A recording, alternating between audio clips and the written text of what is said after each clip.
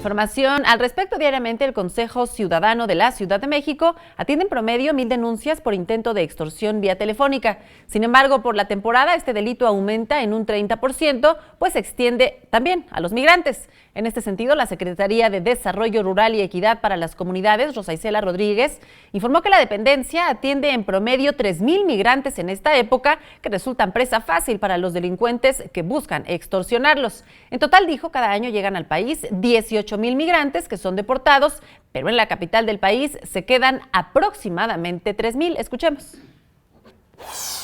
Aproximadamente como unas 18,000 personas han llegado en los aviones que llegan al aeropuerto Benito Juárez de la ciudad. Vienen en aviones y vienen deportados, repatriados de los Estados Unidos. De los 18,000, más o menos 3,000 se quedan a vivir en la Ciudad de México.